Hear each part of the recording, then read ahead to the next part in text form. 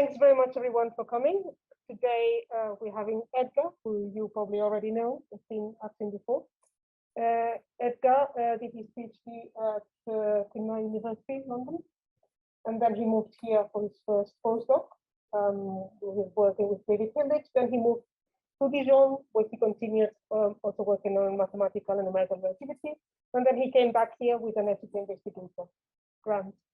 So, please go. Okay, thank you. Well, first of all, I would like to thank the organizers of this joint seminar between Centra and CKSID. So thanks, Alex, and thank Jose for like joining forces for making this joint seminar. So I'll be talking about this result that I obtained in collaboration with Jared Williams. So it took some years to get in its final form, but soon it will appear in the Journal of Geometry and Physics. And okay, so let me already start with the content of this. So since using the title, there will be some spinors and then some killing stuff. So let me start with the spinor part. So I just want to mention briefly a translation or a dictionary between tensors and spinors, very briefly. So whenever you see a tensorial index A in spinors, this gets translated into two indices. So AA prime, so the prime denotes complex conjugation, and the take like the approach that I will take about spinors is that we will understand them just as a way of rewriting the components of a tensor. So let's say that you are given a tensor with components CAB in some orthonormal tetrad. So the way you compute the components of the equivalent spinor or the spinor counterpart is just that you multiply each of the components by the Pauli matrices plus the identity. So you just rearrange the components in a funny way. So let me put an example. Let's say that you are given a 4 covector, and so with components A0, A1, A2, A3. So what is the spinor equivalent of this covector? Well, it's just rearranging the components in this way. So whenever I talk about spinor, just think of them as tensors where you have somehow rearrange the components in some particular way. And just to complete the dictionary between these two points of view, so people used to tend to say that spinors are sort of the square root of tensors, and a particular example is the metric. So the frame metric can be split into epsilon and epsilon and the conjugate of epsilon, which is an antisymmetric spinor. And this is the object that allows you to raise and lower indices. So it's like the metric. And so what are spinors good for? Well, these appear in many different formalism. For instance, the Newman-Penrose formalism, and is particularly good for like observing what are the symmetries of objects. For instance, the symmetries and splits of tensors, such as the Riemann tensor that has many symmetries. So in spinors, you can split this in a sort of customary way by the irreducible decomposition of spinors into the Weil spinor, the trace-free spinor, and the Ricci scalar. So things that in tensors sometimes look a little bit complicated, in spinors they acquire a simpler form. But most of these could be possibly rewritten. Everything that I wanted to say could be possibly rewritten in terms of tensors at the expense of way longer, much longer expressions. So now that I have introduced this dictionary, now let me motivate a little bit the study of symmetries.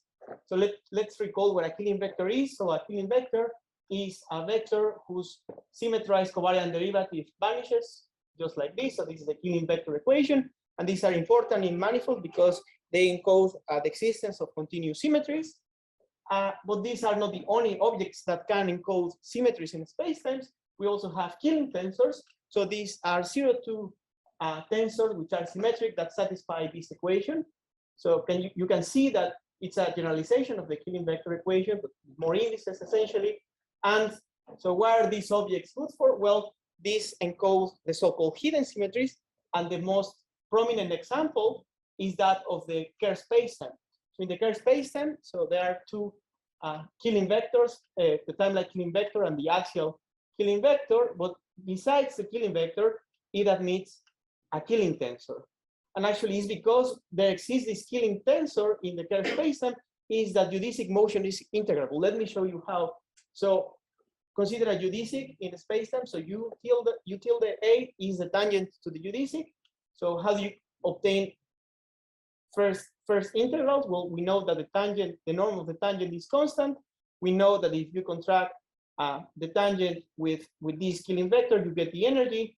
If you contract the tangent to the geodesic with this other killing vector, the axial one, you get the angular momentum, and the Carter constant is the fourth conserved quantity that you obtain by contracting the tangent to the geodesic with the killing tensor.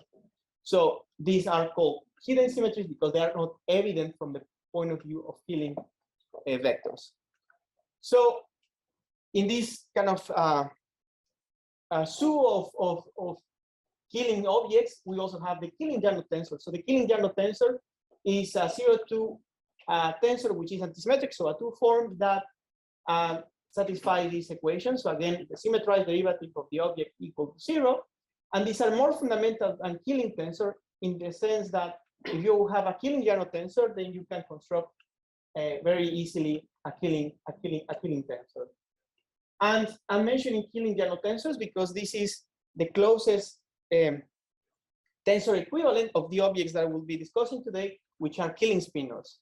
So a killing spinor is a valence 2 spinor, which is symmetric, so has two spinorial indices, and satisfies this equation.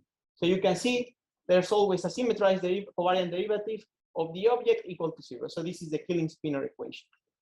And it turns out that if you have a killing spinor, well, this is up to some technical conditions about reality of certain objects. This is equivalent to a killing Janot tensor. So you can construct a killing Janot tensor, or the spinorial equivalent of a killing Janot tensor, in this way. So you have the killing spinor, and then you multiply by the epsilons, which are like the square root of the metric, and then you obtain a killing Janot tensor. So in this sense, killing spinors in this list are the most primitive of these symmetry encoding objects. And this is the question that I want to talk about. Okay, so what are symmetries good for? So they appear in many different applications in general relativity.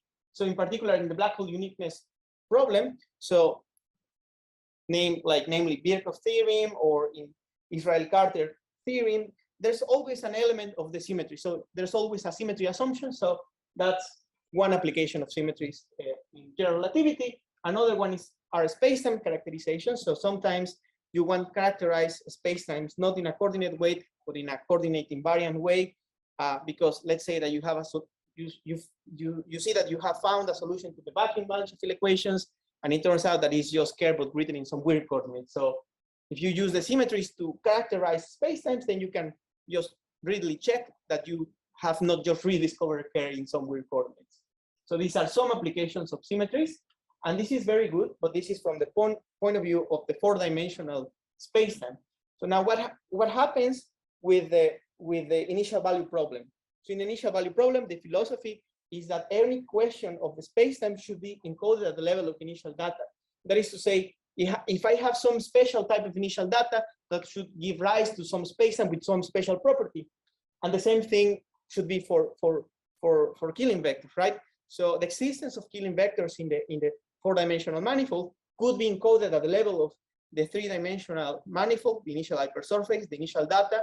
And then if this initial data satisfies certain special conditions, encoding the existence of a killing vector at the level of initial data, then we should be able to recover in the developing spacetime a killing vector.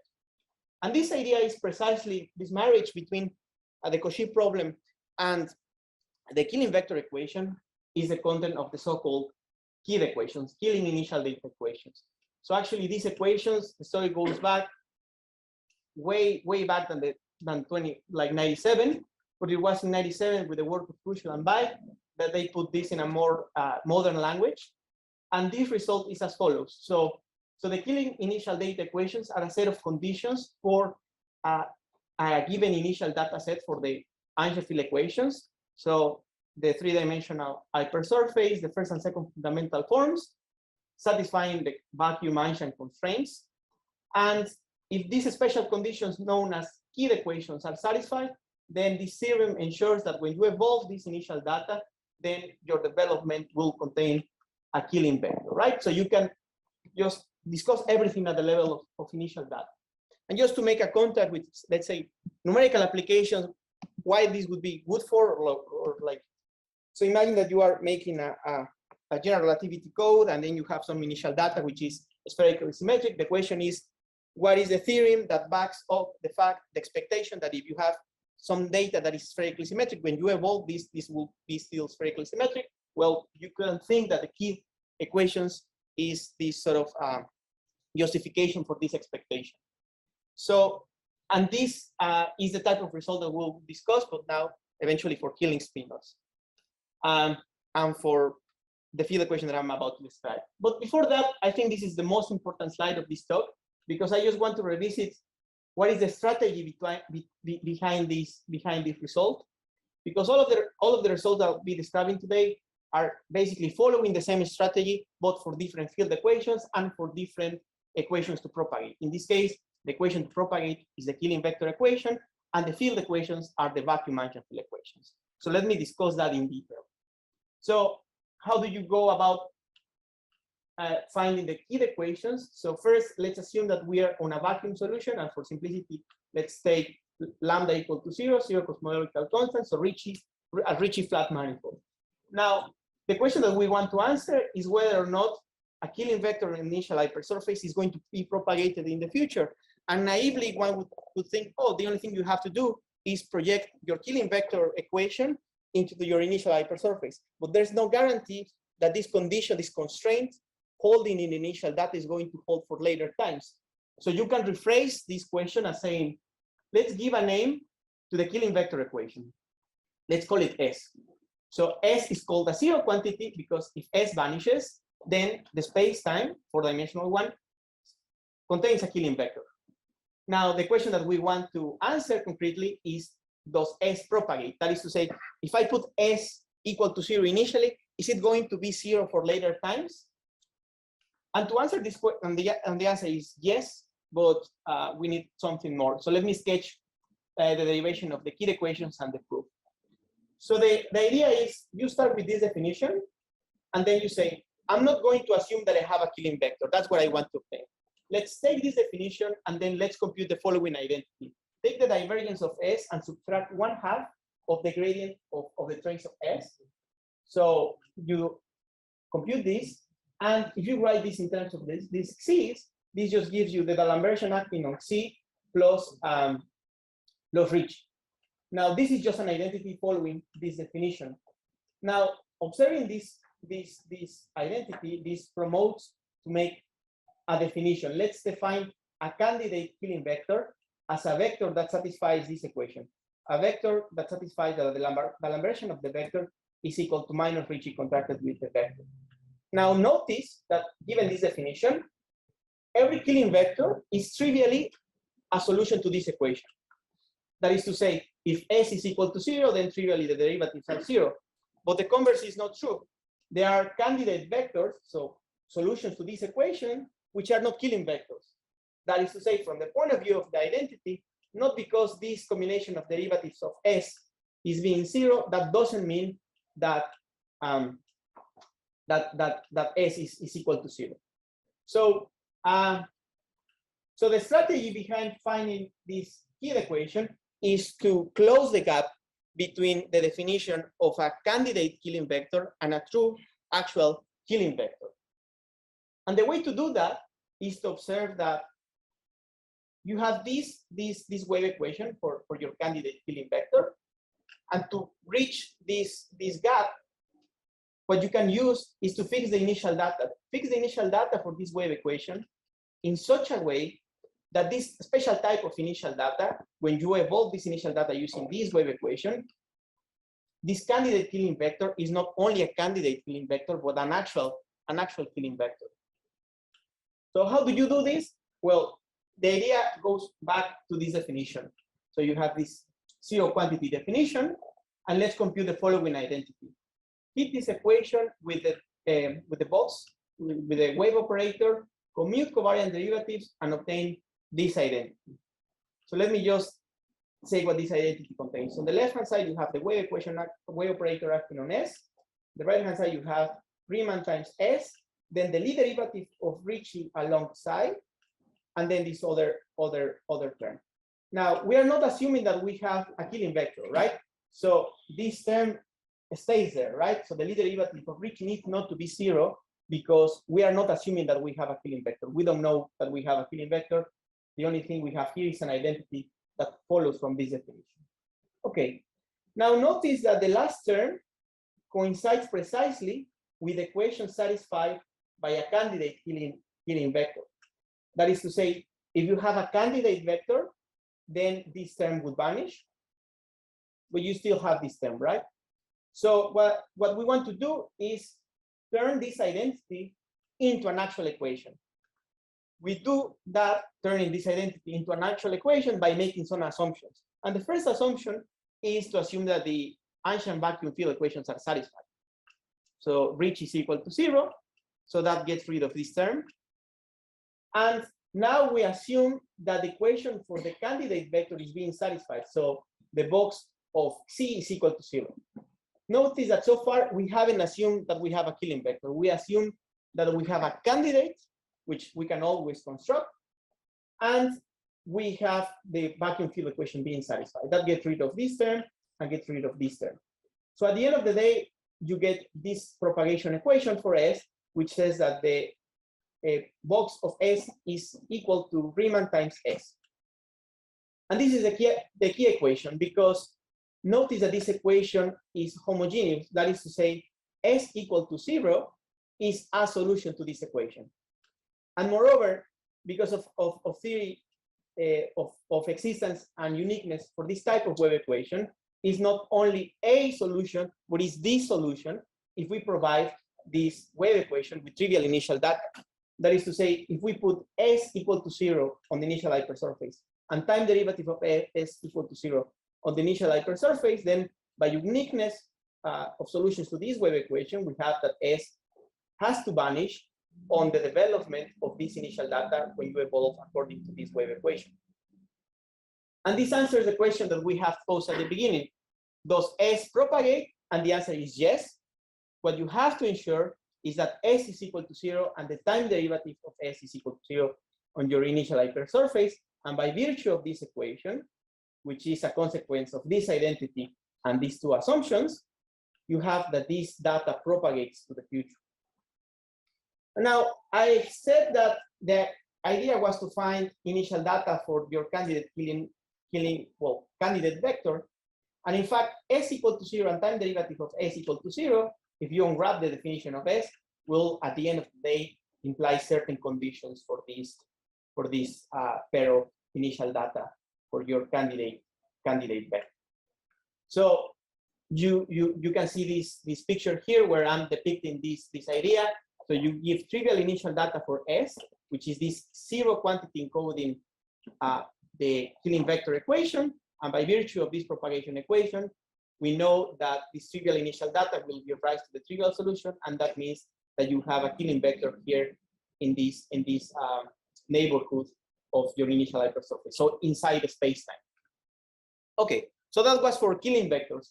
Now let's repeat the same calculation, not changing the field equations, but changing. Yes. Yes. So in the situation where there isn't a Killing vector, what goes wrong? What breaks? So what goes wrong is that you cannot satisfy this pair of equations. So this pair of equations, the key equations, this implies certain restrictions on your initial data. So when you try to find satisfies that endpoint. Exactly. So if you are given some initial data for the Einstein equations, you try to see if these conditions are satisfied, and those conditions will fail. So that's the thing that will fail, these two conditions, right?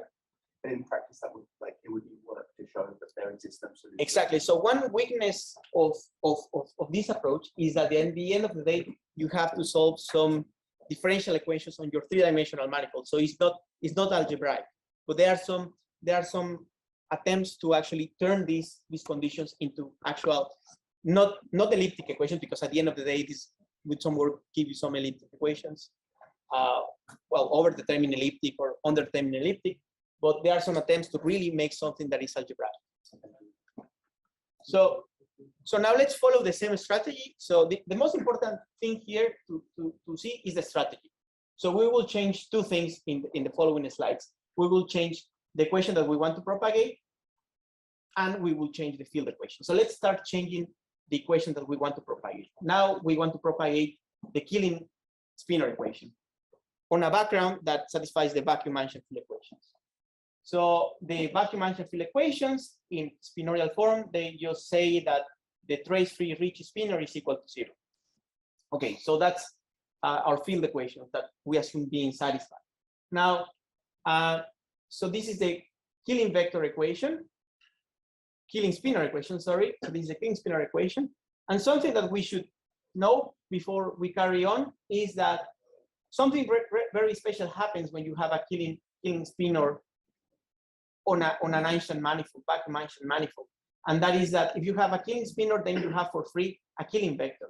It turns out that if you take this curl, this derivative of the Killing Spinor, you obtain this vector, and this vector happens to be a Killing vector. Let me show you how this happens in a sort of systematic way. So let me define some zero quantities. That is to say, let's give name to the equations. So to the Killing Spinor equation, I'm going to call this equation, I'm going to call it H. Now, so that is to say, if the space-time admits a Killing Spinor, H is equal to 0. So I'm just giving names. Now, let me give name to this derivative of H, and I'm going to call him S. So S is just a derivative of H. H are just derivatives of this kappa, and this derivatives of this kappa can be written in terms of this C. So you can try to rewrite S in terms of derivatives of C. If you do that, you obtain this identity. So S is equal to the symmetrized derivative of C plus a curvature term. Now, you can recognize these two terms as being just the Killing vector equation. So if we can get rid of this term, then you have that S encodes the Killing vector equation. And that's what we do. So if we assume that we are on a vacuum solution, so trace-free Ricci equal to 0, then that means that we get rid of this term, and therefore H being 0, so having a Killing Spinor, implies that S is equal to 0, which means that the Killing vector equation is being satisfied. So notice that here we have crucially used the field equations. Now, so in 2008, Valiente-Cron and Garcia-Parrado, they followed the same strategy that I described before for Killing vectors. Again, finding wave equations which are homogeneous and so on and so forth for the Killing Spinor equations. What are the zero quantities that they use? Well, they use these two zero quantities. They use H and they use S. So what they have to do is to impose a wave equation for kappa, so a Killing Spinor candidate equation, and also a Killing vector candidate equation. So you have candidate equations for kappa and C. You assume that the Einstein field equations in vacuum are satisfied, so trace-free Ricci equal to 0. And using these definitions, you can find, and these assumptions, you can find a closed system of wave equations for H and S that are homogeneous. That is to say, the trivial solution, H and S being 0, is a solution to this system. And then you run the standard argument that for this type of wave equation, you have existence and uniqueness. And therefore, if you provide trivial initial data, H and time derivative of H, S and time derivative of S being 0 on your initial hypersurface, then you have by uniqueness that the solution to this system is going to be the trivial solution, S and H being 0 on the domain of dependence, right? At the end of the day, H and S on the initial hypersurface, they imply certain restrictions, certain equations for your data for your candidate Killing Spinor. So it's the same trick that we did for the Killing vectors. The only thing we're changing now is what is the equation that we're propagating, and therefore the zero quantities that propagate are different. But it's the same strategy. Now, before I move on, so now let's change another thing. So now, yes. Just like to understand, so in the previous slide, the curvature appeared as a lead derivative. In the Killing vector, yeah, here. Yeah, but now there's no, so which is spinor appears without the Yeah, so yeah, I understand. So here So this expression is, this derivation is for the Killing vector equation. Oh no, yeah, you're taking the box of S. This is the box of S, and S is the Killing vector equation. So in this other slide, this is the Killing Spinor equation, and here we have, and this S is, you see, so here I don't have derivatives of S, and here I have second derivatives of S. Yeah. So at the end, it's really the same zero quantity, but Yeah, it's just that you don't need to assume the middle of the zero. That's Well, a kind of combination. yeah. So here actually, to get rid of this term, so we cannot assume that psi is a Killing vector because that's what we want to prove. We get rid of this term by assuming vacuum. So here I run the argument with lambda equal to 0, and here I'm running this with Ricci equal lambda times GAB. All right. But a similar argument to this follows when you add the cosmological constant. So here we have changed the field equations a little bit, but in a very mild way by just adding the cosmological constant. And here it's very easy to add the cosmological constant because from the point of view of this approach, the only thing that matters is the trace-free Ricci spinor. So you're never going to see these traces. So that term that you are mentioning would appear in this equation that I'm screening out here. Box of S equal to some homogeneous function of H and S. That's where the analogous to this term would appear. But I'm screening all of those details. So yeah, indeed here I have changed the field equation, but just a little bit. So now let me introduce the field equation that we want to use. So it's going to be a rewrite of the Einstein field equations in a funny way. And what we want to do is that we want to use the conformal Einstein field equations of Helmut Friedrich, and let me just give a very brief discussion of what they are. So the motivation is that we want to have equations that are valid for a conformal extension, the conformal extension of the spacetime, because we want to reach null infinity in a geometric way, and following Roger Penrose, well, we can achieve that by making a conformal transformation. And that is very good, but we would like to pose that from the point of view of the initial value problem. So we want evolution equations for the rescaled manifold, the physical manifold that contains the conformal boundary. And the bad news is that the Einstein field equations in vacuum, even in vacuum, they're not conformally invariant. You make a conformal transformation of the metric, and now you will see why there were a lot of tildes in the expressions. So the objects with the tilde are the physical objects. So G tilde is a physical metric that satisfies the Einstein field equations. So now we make a conformal transformation of the metric. So omega is a conformal factor. And if you work out what is the relation between the physical Ricci and the unphysical Ricci, you'll obtain this expression. And this would be the starting point to say, okay, I can read this as an equation for my unphysical metric, because this would represent second derivatives of the unphysical metric. But here you have a problem because you have singular looking terms. Nevertheless, these are only formally singular. And in fact, there are some numerical approaches to evolve this equation, which actually Alex is following that approach, an expert on this approach, in which you can still evolve your unphysical metric despite having these formally singular looking terms, not because they are formally singular, that doesn't mean that they will be actually singular. Nevertheless, the approach that we will take will be a different one, where we are stubborn about having regular equations, so formally regular equations. So we have to do something about this equation. So the trick to get around this problem and get formally regular equations is Friedrich's trick. So what is the trick that Helmut Friedrich followed to obtain a system of regular equations even when the conformal factor vanished? Well, the trick is to change our mindset. Here the mindset is to say, I read this as second derivatives of the metric, and the conformal factor is an ad hoc given function of the coordinates. So let's drop that philosophy and let's take a new philosophy where we promote now the conformal factor to be at the level of the metric. It's an evolved variable for which we need to prescribe initial data. We don't give it ad hoc, and we need to evolve this. So you can read this equation as an equation for the conformal factor, right? So this is telling you that the Hessian of the conformal factor has something to do with the curvature. So that's the starting point. So now the conformal factor is a variable, and following this approach forces you to introduce now the curvature as part of your unknown. So you have to introduce the curvature as as part of your unknowns. And that leads to a very long system of equations, or I should say differential geometry relations that close. So you have a bunch of fields that will be your evolved fields. I'm not going to go into detail in all of those, because from all of these fields, there's only one that is going to appear in our application. So I won't spend so much time discussing these fields. The only take-home message is that if you follow this approach, you need to include the curvature and a bunch of other fields to close the system.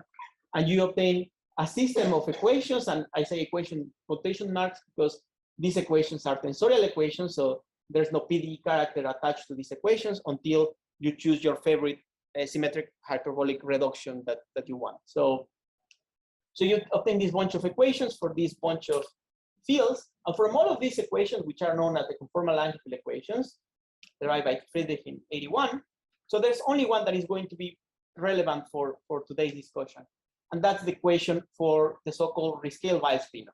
So let me explain the derivation of this equation because it's the only relevant one for this application. So the first line here, this is just the relation between the Levi-Civita connection on the unphysical manifold and the Levi-Civita connection on the physical manifold applied to the Weil spinor or the Weil tensor. So this first line, this is just a geometric identity that follows the conformal transformation law.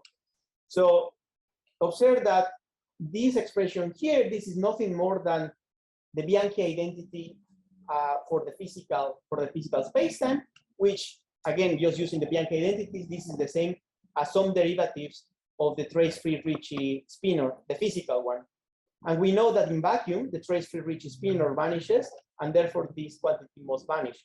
So this is known as the vacuum Bianchi identity, right? So you assume vacuum and you get this equation.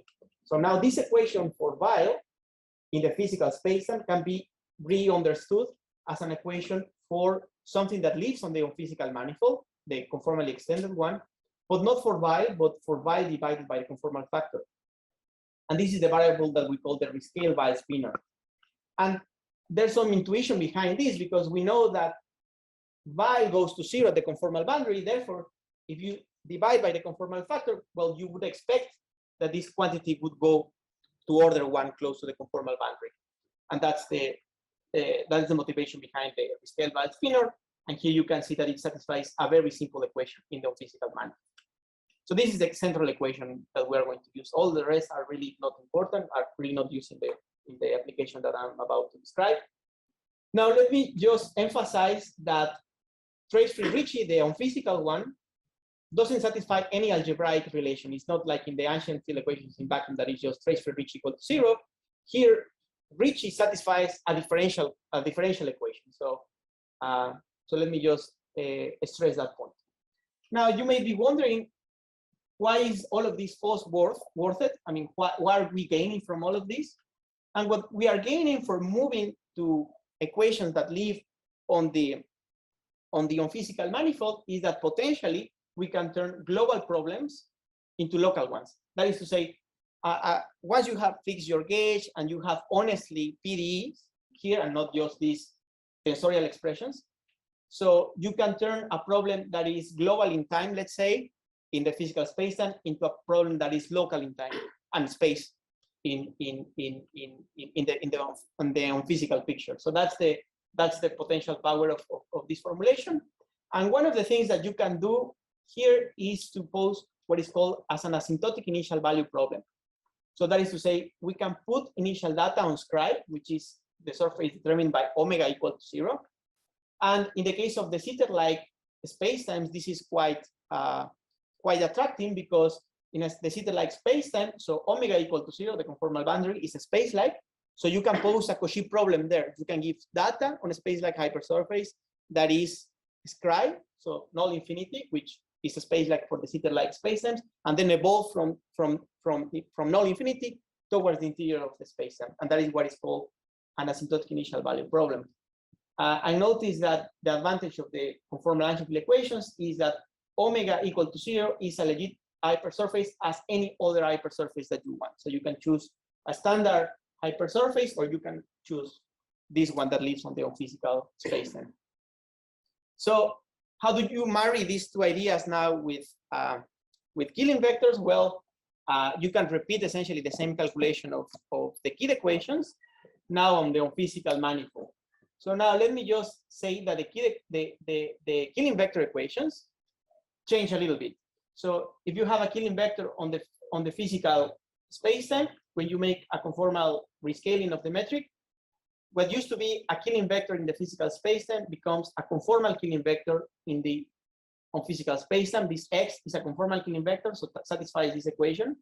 This equation here is known as the conformal Killing vector equation. But it's not any conformal Killing vector, because this is a conformal Killing vector that is inherited from a Killing vector of the physical spacetime.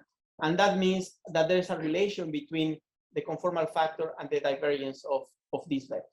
And this idea was applied in the work of Paetz to find the equivalent of the Killing initial data equations on physical setup.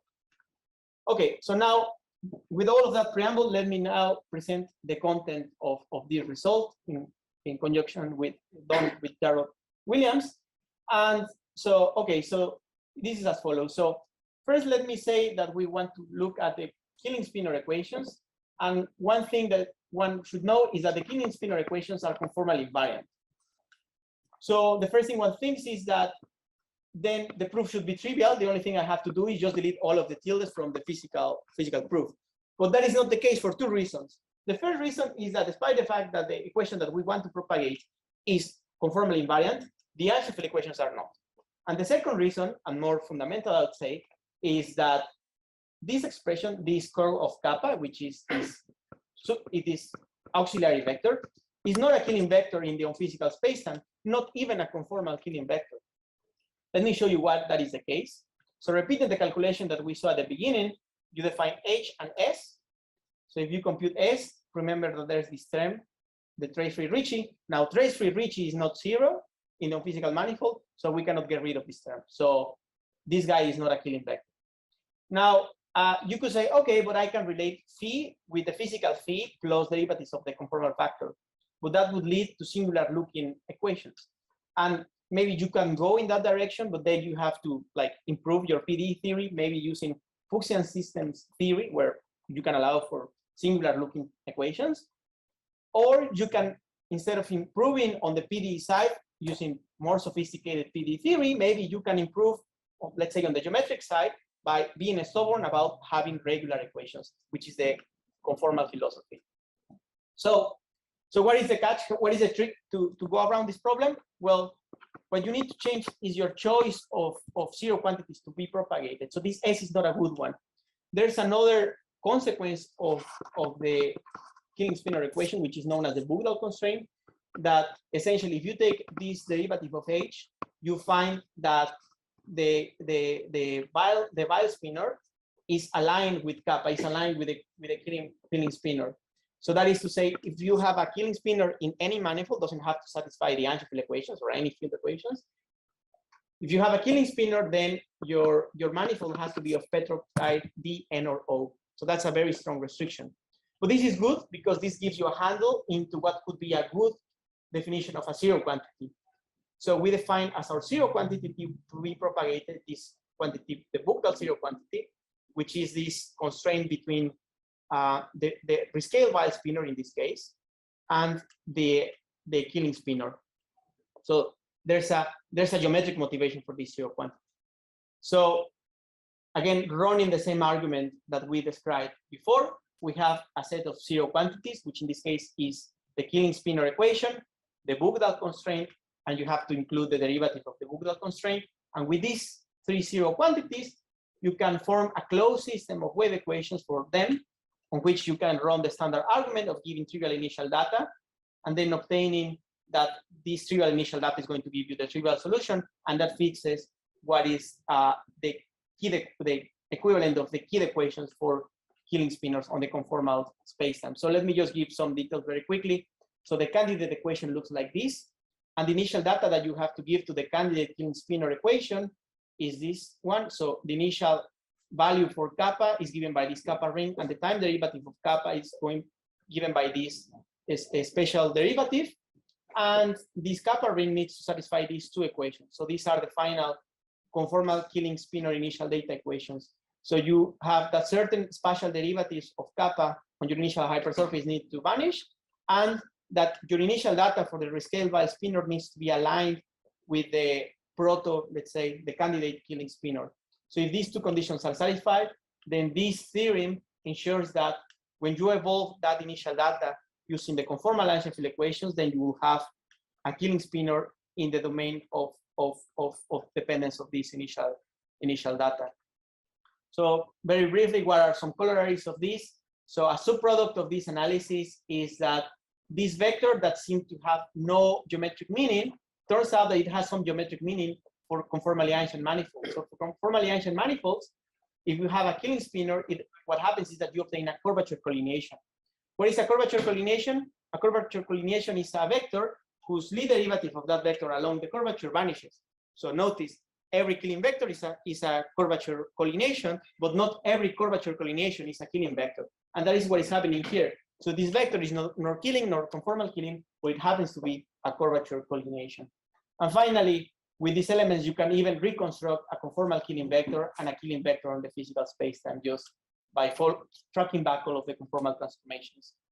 And as future applications of this work, so we have projected all of these conditions on a space-like hypersurface for simplicity, but nothing is stopping us really from projecting this on a null hypersurface and probably to be used in a characteristic problem, or to project these conditions on a space-like and a time-like hypersurface to be used in the anti-de Sitter-like setup in an initially boundary value problem. So those are some things for the future and some characterizations of Kerr de Sitter through killing spinors at the initial hypersurface described.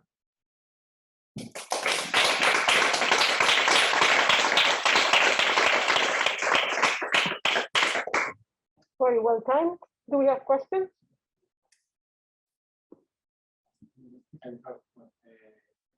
In the beginning, like in the killing, the tensorial part, it was like crucial to reduce the vacuum. Yes.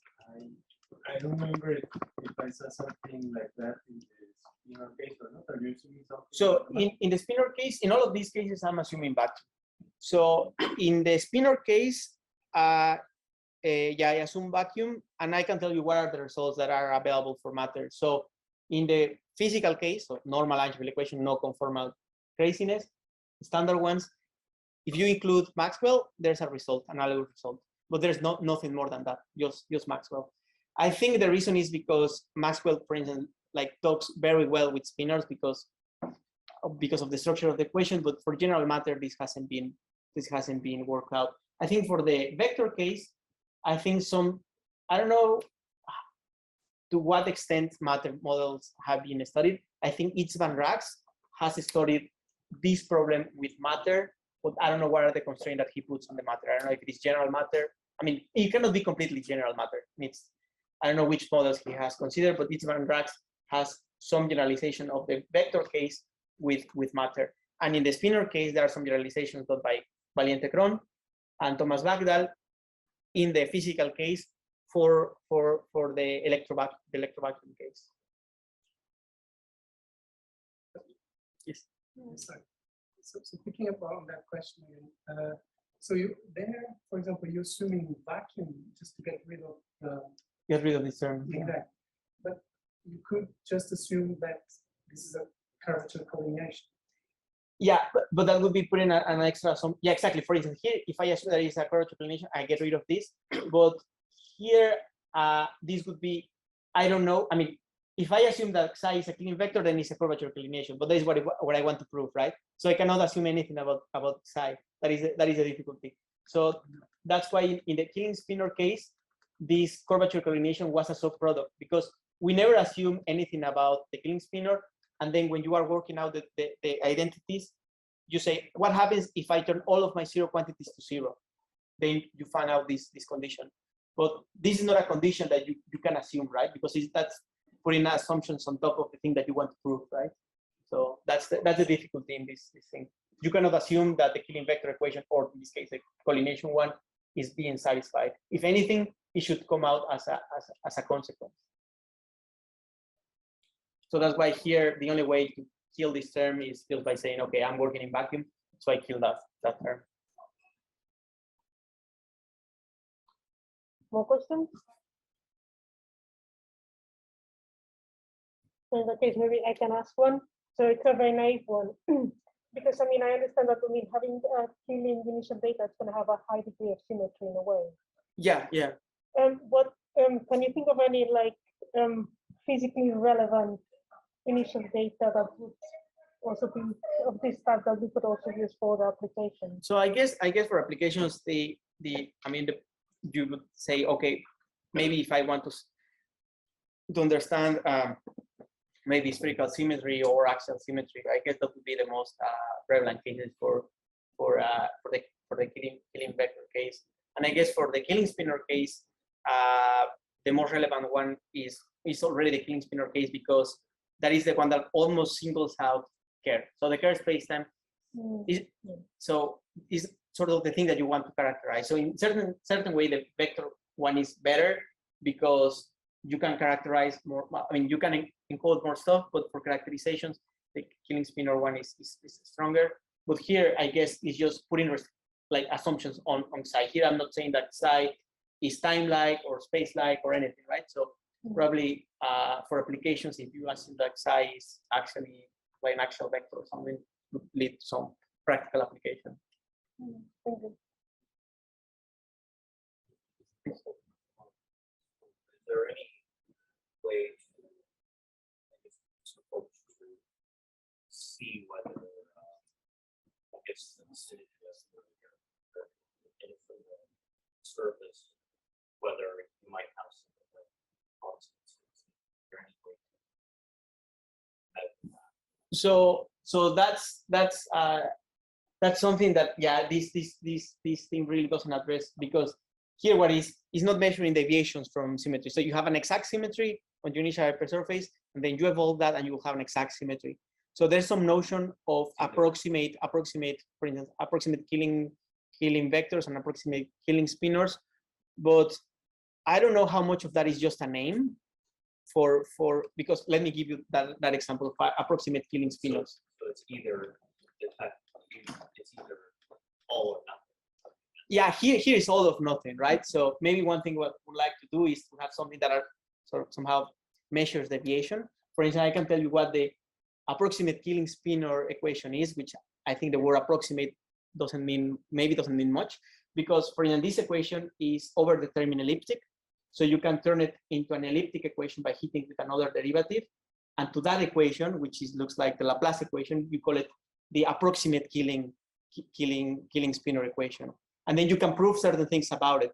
But whether that approximate killing spinor is really close to a killing spinor in some norm is not known. It's not known.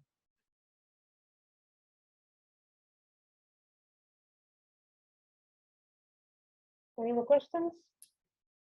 Last chance. All right, then let's thank Edgar again.